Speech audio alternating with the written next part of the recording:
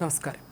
രാജ്യത്ത് എവിടെ ദുരന്തമുണ്ടായാലും അവിടെ ഓടിയെത്തുന്ന സംഘടനയാണ് RSS എന്ന് പ്രധാനമന്ത്രി നരേന്ദ്രമോദി. വയനാട്ടിൽ ഉരുൾപൊട്ടൽ സമയത്ത് ആദ്യം ഓടിയെത്തിയത് RSS ആണെന്നും പ്രധാനമന്ത്രി പറഞ്ഞു. രാജ്യത്തിൻ്റെ ദുരിതങ്ങളിൽ താങ്ങായി RSS നിലകൊണ്ടുവെന്നും മോദി അഭിപ്രായപ്പെട്ടു. RSSന്റെ 100ാം വാർഷികാഘോഷ പരിപാടിയിൽ സംസാരിക്കുകയായിരുന്നു അദ്ദേഹം.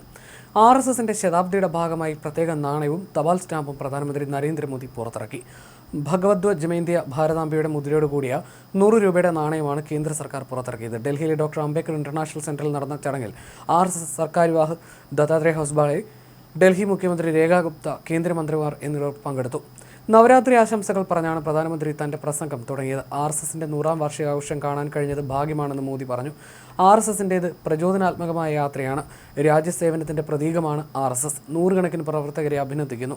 RSS സമൂഹത്തിലെ എല്ലാ ജനങ്ങൾക്കും വേണ്ടിയും പ്രവർത്തിച്ചുവെന്നും മോദി പറഞ്ഞു. RSSനെ ഇല്ലാതാക്കാനുള്ള വലിയ ശ്രമങ്ങൾ സ്വാതന്ത്ര്യത്തിന് ശേഷമുണ്ടായി.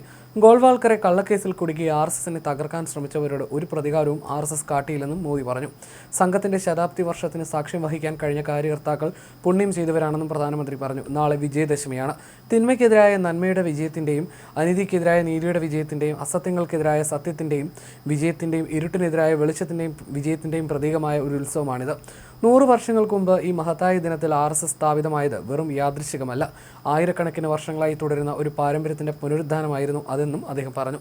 കൊളോണിയൽ ഭരണത്തിന് കീഴിൽ ഭാരതം സ്വത്ത് പ്രതിസന്ധി അഭിമുഖീകരിച്ച സമയത്ത് പൗരന്മാർക്ക് ആത്മവിശ്വാസവും ആത്മാഭിമാനവും പകരാനാണ് സംഘം സ്ഥാപിതമായതെന്ന് അദ്ദേഹം അനുസ്മരിച്ചു. ത്യാഗത്തിൻ്റെയും സേവനത്തിൻ്റെയും യാത്രയാണ് സംഘത്തിൻ്റേത്. സാധാരണക്കാർ ഒരുമിച്ച് ചേർന്ന് അസാധാരണ കാര്യങ്ങൾ രാജ്യത്തിന് വേണ്ടി ചെയ്തു.